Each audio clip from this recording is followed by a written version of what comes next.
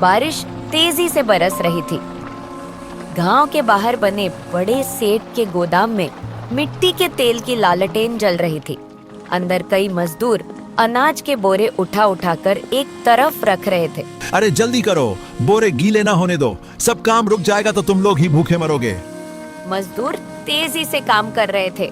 सेठ ने चारों तरफ देखा। मुनिम, आज कौन कौन काम पर नहीं आया है? हुजूर, ज्यादातर सब आ गए हैं, बस श्याम नहीं आया। उसका घर 1 किलोमीटर दूर है ना, शायद बारिश के कारण। 1 किलोमीटर? अरे वो हरामखोर रोज बहाने बनाता है। देखना, आज देर से आएगा तो खूब धो लूंगा। एक छोटी सी कच्ची झोपड़ी में श्याम अपने कपड़े पहन रहा था। बाहर मूसलाधार बारिश हो रही थी। सरिता, मुझे रोकना मत, मुझे जाना ही पड़ेगा। आज सेठ के पास बहुत काम है। अरे नहीं, इतनी तेज बारिश में मत जाओ श्याम, तुम भीग जाओगे, बुखार हो जाएगा। बेटा, आज मत जा, सेठ से कह देना कल 2 गुना काम कर दूंगा। इस बारिश में बाहर निकलना मौत बुलाना है। माँ, आप नहीं जानती सेठ का गुस्सा कितना खतरनाक है। अगर आज नहीं गया तो नौकरी चली जाएगी, फिर घर का क्या होगा? श्याम ने गमछा सर पर रखा और बाहर निकल गया। तेज बारिश में वह भागता हुआ गोदाम की तरफ जा रहा था। श्याम पूरी तरह भीग चुका था। वह कांपता हुआ गोदाम के अंदर घुसा। ओए श्याम, आखिरकार अपनी औकात याद आ गई। पूरे गांव में बारिश पड़ रही है, तू अकेला राजा बनकर घर बैठा था क्या? माफ कीजिए हुजूर, बारिश बहुत तेज थी, रास्ता भी खराब हो गया था। चुप, बहाने मत बना। आज तुझे रात तक काम करना पड़ेगा, 1 मिनट भी आराम नहीं मिलेगा। अगर रात को 10 बजे तक काम पूरा नहीं हुआ तो कल से नौकरी नहीं है, समझा? जी हुजूर। श्याम ने भीगे कपड़ों में ही बोरे उठाने शुरू कर दिए। बाहर बारिश अभी भी बिना रुके तेजी से गिर रही थी। गोदाम में सभी मजदूर तेजी से काम कर रहे थे। शाम ढलते ढलते सूरज डूब गया। ठीक है, जो हो गया वो हो गया। बाकी सब अपना काम खत्म करके घर जाओ। सभी मजदूर थक कर अपने अपने घर की ओर चले गए। केवल श्याम अकेला बोरे उठाता रहा। रात के 9 बज गए थे। आखिरकार श्याम ने काम पूरा कर दिया। बाहर फिर से तेज बारिश शुरू हो गई। आज तो दिन ही खराब है, बारिश रुकने का नाम ही नहीं ले रही। सेठ ने आज पैसे भी नहीं दिए, घर में क्या हाल होगा। श्याम भीगे कपड़ों में ही बारिश में निकल पड़ा। रास्ते भर वह खुद से बड़बड़ाता रहा। श्याम जब घर पहुंचा तो पूरी तरह भीगा हुआ था। अंदर उसकी माँ, बीवी सरिता और 8 साल का बेटा बैठे थे। आ गए तुम? इतनी देर हो गई, भीग तो गए होगे ना? हाँ, सेठ ने आज पूरा दिन काम करवाया, रात के 10 बज गए और आज पैसे भी नहीं दिए। बोला कल आना। फिर वही बात, 1 हफ्ते का राशन बस बचा है, कल कैसे चलेगा? चिंता मत करो, कल सुबह पहले सेठ के पास जाकर पैसे ले लूंगा, फिर राशन का इंतजाम कर लेंगे। आज रात तो जैसे तैसे काट लो। पेट में भूख लग रही है मम्मी।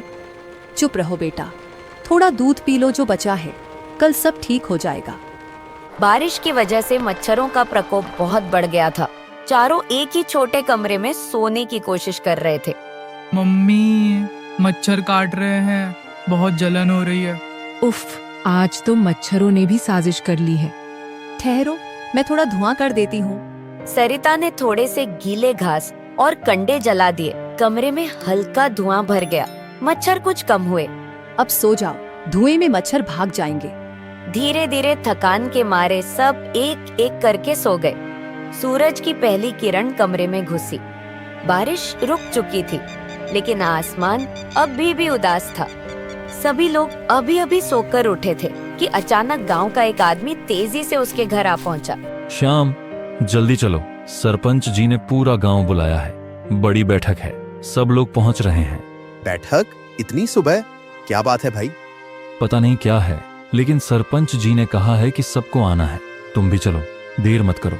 श्याम ने घबराकर सरिता की तरफ देखा और जल्दी से उसके साथ चल पड़ा। चौपाल में काफी भीड़ थी। बीच में बड़ा सेठ, उसके मुनिम, सरपंच और कुछ गांव वाले बैठे थे। श्याम को देखते ही सबकी नजरें उसकी तरफ घूम गई। श्याम, कल रात सेठ के गोदाम से 5 बोरी अनाज चोरी हो गया है। चोरी? सरपंच जी, मैं तो... चुप कर, कल रात तू अकेला सबसे देर तक गोदाम में था। सब चले गए थे, सिर्फ तू बचा था। चोरी तूने ही की है। बिल्कुल सही। श्याम, सच बोल दे, तूने ही 5 बोरे उठाए और कहीं छिपा दिए। कल रात तूने काम खत्म करने के बाद काफी देर तक अकेला था। कबूल कर ले तो सजा कम हो जाएगी। हुजूर, मैंने कुछ नहीं किया, मैं तो बस काम खत्म करके घर गया था। मैं चोरी कैसे कर सकता हूँ? श्याम पर मेरा पूरा भरोसा है, वो ईमानदार लड़का है। इतने सालों से कभी कोई शिकायत नहीं आई। बिना सबूत के किसी को दोषी नहीं ठहराया जा सकता। पंच जी, सबूत क्या चाहिए? वो आखिरी आदमी था वहां, और उसकी घर की हालत आप जानते ही हैं। पैसे की तंगी है, इसलिए चोरी की। मान जा श्याम, चोरी कबूल कर ले, नहीं तो मामला और बिगड़ जाएगा। सरपंच जी, मैंने नहीं किया। मेरा परिवार भूखा है, लेकिन मैं चोर नहीं हूँ। बहुत देर तक बहस चलती रही। कुछ गांव वाले सेठ के पक्ष में बोल रहे थे, कुछ चुप थे। सरपंच बार बार श्याम का बचाव कर रहे थे, लेकिन सेठ बहुत दबाव बना रहे थे। आखिरी फैसला। सबूत के अभाव में हम श्याम को जेल नहीं भेज सकते, लेकिन सेठ का नुकसान भी हुआ है, इसलिए तय हुआ है कि श्याम को उसकी एक भी मजदूरी का पैसा नहीं मिलेगा और उसे गांव छोड़कर जाना पड़ेगा। उसकी छोटी सी झोपड़ी भी अब मेरी हो गई। कल सुबह तक झोपड़ी खाली कर दे। सरपंच जी, ये अन्याय है। मेरे परिवार का क्या होगा? श्याम, माफ करना बेटा, मैं और कुछ नहीं कर सकता। श्याम रोता हुआ वहां से उठा। उसके पैर कांप रहे थे। घर जाकर परिवार को ये बुरी खबर सुनानी थी। श्याम सिर झुकाए घर लौटा। उसकी आंखें लाल थीं। सरिता, माँ, सामान बांध लो, हमें गांव छोड़ना पड़ेगा। आज रात तक झोपड़ी खाली करनी है। क्या इतनी जल्दी? कहाँ जाएंगे हम? हे भगवान, ये क्या अन्याय हो रहा है। राहुल चुपचाप अपनी छोटी सी गठरी बांध रहा था। परिवार ने अपनी सारी थोड़ी बहुत संपत्ति, 2-3 बर्तन, कुछ कपड़े और 1 हफ्ते का अनाज गठरियों में बांध लिया।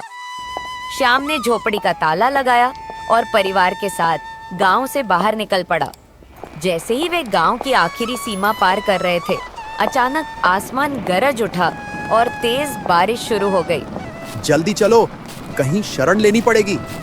बारिश इतनी तेज थी कि कुछ दिखाई नहीं दे रहा था।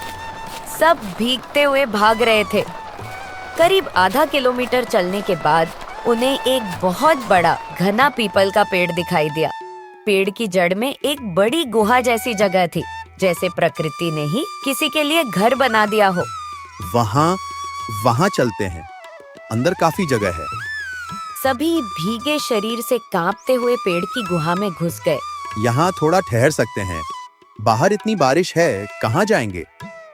श्याम ने बाहर से कुछ सूखी लकड़ियाँ और मिट्टी इकट्ठी की। उसने गुहा के अंदर मिट्टी से एक छोटा चूल्हा बनाया। सरिता, तुम अनाज निकालो, आज चावल बनाएंगे। आग की गर्मी अच्छी लग रही है, लेकिन कल क्या होगा बेटा? माँ, अभी तो ये रात काट लो, कल देखेंगे। रात गहराती गई। बारिश अभी भी तेज थी। गुहा के अंदर अंधेरा छा गया था। मच्छरों का आतंक फिर शुरू हो गया। सरिता ने फिर से थोड़ा घास और पत्तियां जलाईं ताकि धुआं हो जाए। सब एक साथ लेट जाओ, मैं बाहर की तरफ लेटता हूँ। फिर भी डर लग रहा है श्याम। जंगल के जानवर, सांप, बिच्छू और बारिश कब रुकेगी पता नहीं। हम मजबूर हैं सरिता, आज रात बस भगवान पर भरोसा रखो। कितना अन्याय हुआ है, एक झोपड़ी भी छीन ली, अब ये पेड़ का सहारा। धीरे धीरे थकान के मारे सब सो गए, लेकिन श्याम की आंखों में नींद नहीं थी। वह परिवार को देखता रहा और सोचता रहा। रात के 11 बज चुके थे। पूरा गांव अंधेरे में डूबा हुआ था। बारिश रुक चुकी थी, लेकिन हवा में नमी अभी भी बनी हुई थी। राहुल मजदूर बड़े सेठ के घर में काम करता था। वह रसोई के पास लेटा हुआ था, लेकिन नींद उसे नहीं आ रही थी। आखिरकार उसने फैसला कर लिया। आज मुझे बोलना ही पड़ेगा। श्याम भाई निर्दोष है, अगर मैं चुप रहा तो गलत आदमी सजा भुगतेगा। राहुल ने चुपके दरवाजा खोला और बिल्कुल चुपचाप सेठ के घर से निकल गया। वह गलियों से बचता हुआ दीवारों के साए में चलता रहा। कुत्तों के भौंकने से वह डरता, रुक जाता और फिर आगे बढ़ जाता। करीब 20 मिनट बाद वह सरपंच जी के घर पहुंचा। घर अंधेरा था। राहुल ने धीरे से दरवाजा खटखटाया। कौन है?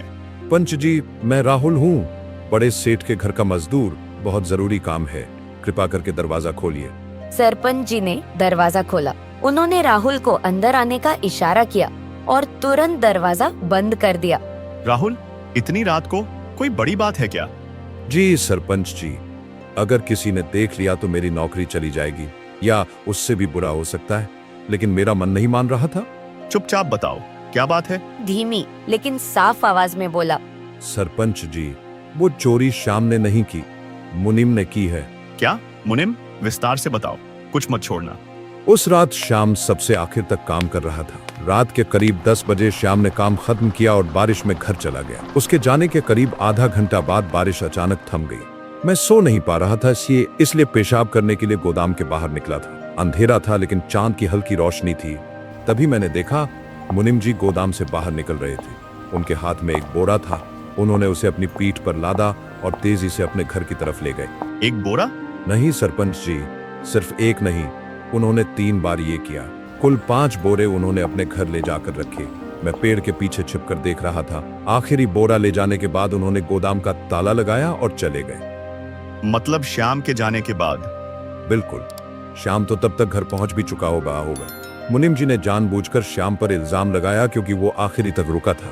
सेठ जी भी मुनिम के इशारे पर चलते हैं। हरामखोर, इतना बड़ा धोखा, गांव के गरीब को बर्बाद कर दिया। सरपंच जी, मैंने ये किसी को नहीं बताया। अगर मुनिम को पता चल गया तो वो मुझे भी खत्म करवा देंगे, लेकिन श्याम भाई का परिवार सड़क पर है, मुझे सहन नहीं हो रहा था। तुमने बहुत सही किया बेटा, ये बहादुरी है। मैं तुम्हारा नाम किसी के सामने नहीं लूंगा, तुम चिंता मत करो। सरपंच जी, बस श्याम को बचा लीजिए, वो बहुत अच्छा इंसान है। मैं कल ही इसकी जांच शुरू कर दूंगा, सबूत इकट्ठा करूंगा, मुनिम के घर की तलाशी भी करवाऊंगा। उसी रात सरपंच जी ने फैसला कर लिया कि अब देर नहीं करनी चाहिए। उन्होंने राहुल को मनाया और दोनों सेठ के बड़े घर की ओर चल पड़े। राहुल बहुत डर रहा था, लेकिन सरपंच जी के भरोसे के साथ वह चल पड़ा। सेठ के घर के द्वार पर पहुंचकर सरपंच जी ने आवाज लगाई, सेठ जी, दरवाजा खोलिए, बहुत जरूरी बात है। थोड़ी देर बाद बड़ा सेठ नींद में आंखें मलता हुआ बाहर आया। उसे सरपंच और राहुल को देखकर हैरानी हुई। सरपंच जी, इस वक्त क्या मामला है? सेठ जी, अंदर चलकर बात करते हैं, ये मामला बहुत बड़ा है। तीनों अंदर बैठ गए। सरपंच जी ने राहुल की तरफ इशारा किया। राहुल, जो तुमने मुझे बताया था वो सेठ जी को भी बता दो। सेठ जी, वो चोरी श्याम ने नहीं की, आपके मुनिम ने की है। मैंने अपनी आंखों से देखा था। शाम के जाने के बाद मुनिम जी ने 5 बोरे अनाज अपने घर ले जाकर रखे थे। क्या बक रहा है तू? मुनिम? सेठ जी, राहुल झूठ नहीं बोल रहा। मैंने भी पिछले 5 दिनों में कुछ संकेत देखे थे। अब सच्चाई सामने है, मुनिम ने श्याम को फंसाया। बड़ा सेठ पहले तो गुस्सा हुआ, लेकिन फिर सोचने लगा। काफी देर तक चर्चा चली। ठीक है सरपंच जी, अगर ये सच है तो मुनिम ने मुझे भी धोखा दिया। कल सुबह हम उसके घर जाकर तलाशी लेंगे। अगर अनाज मिल गया तो उसकी खैर नहीं। अच्छा, लेकिन ये काम शांति से होना चाहिए। हम दोनों साथ जाएंगे, राहुल भी गवाही देगा। तीनों ने मिलकर योजना बना ली। सूरज निकलते ही सरपंच जी और बड़ा सेठ मुनिम के घर पहुंचे। मुनिम, बाहर आओ। मुनिम बाहर निकला। सरपंच और सेठ को साथ देखकर उसके चेहरे का रंग उड़ गया। सेठ जी, सरपंच जी, इतनी सुबह क्या बात है? हम तुम्हारे घर की तलाशी लेना चाहते हैं। क्या तलाशी? आप मेरे ऊपर ऐसे इल्जाम नहीं लगा सकते। मैं आपका मुनिम हूँ, सेठ जी का भरोसेमंद आदमी। ये सरपंच जी मुझे बदनाम करना चाहते हैं। अगर तू निर्दोष है तो डर कैसा? सरपंच जी को तलाशी ले लेने दो। अगर कुछ नहीं निकला तो मैं खुद माफी मांग लूंगा। लेकिन ये तो मेरी इज्जत का सवाल है सेठ जी। इज्जत का सवाल तो श्याम की भी थी, जिसे तुमने बिना गुनाह के गांव से निकाल दिया। अब तलाशी होगी। मुनिम कुछ बोलने की कोशिश करता, लेकिन सेठ की नजरें देखकर चुप हो गया। उसके पैर कांप रहे थे। मुनिम के घर की तलाशी शुरू हुई। गांव वाले अंदर गए और कुछ ही देर में अंदर से आवाजें आने लगी। सरपंच जी, सेठ जी, यहाँ तो सारी बोरे रखी हैं, 5 बोरे अनाज के। मुनिम का चेहरा सफेद पड़ गया। ये मेरे घर में कैसे आ गए? कोई मुझे फंसाना चाहता है। मैंने कुछ नहीं किया। चुप रहो मुनिम, 5 बोरे तुम्हारे घर से बरामद हुए हैं। राहुल ने भी अपनी आंखों से देखा था। अब बहाने मत बनाओ। हरामखोर, तूने मुझे भी धोखा दिया और एक गरीब मजदूर को बर्बाद कर दिया। श्याम निर्दोष था और तूने उसे गांव से निकाल दिया। अब तुझे कोई माफी नहीं मिलेगी। तुझे गांव से निकाला जाता है। आज से तू मेरे यहाँ काम नहीं करेगा। बड़ा सेठ का सिर झुक गया। वह काफी देर तक चुप रहा। फिर उसने सरपंच की तरफ देखा। सरपंच जी, मैंने बहुत बड़ी गलती कर दी। बिना सोचे समझे श्याम को सजा दे दी। मुनिम जैसे आदमी पर भरोसा किया और एक ईमानदार इंसान को बर्बाद कर दिया। अब पछतावा करने से काम नहीं चलेगा सेठ जी। अब जाकर श्याम को न्याय दो। हाँ, मैं अभी श्याम के पास जाता हूँ। श्याम का परिवार गुहा में बैठा था। अनाज खत्म होने वाला था और सब चिंतित थे। बड़ा सेठ, सरपंच जी और कुछ गांव वाले आ रहे थे। ने एक थैला आगे बढ़ाया। इसमें तुम्हारी सारी मजदूरी के पैसे हैं, साथ में मुआवजे के रूप में एक्स्ट्रा पैसे भी। कल से तुम फिर गोदाम पर काम पर आ जाना। अब तुम्हारा पूरा सम्मान होगा। सरपंच जी की मेहनत और सेठ के पछतावे से न्याय की जीत हुई। श्याम फिर से मेहनत से काम करने लगा और अपने परिवार के साथ खुशी खुशी रहने लगा।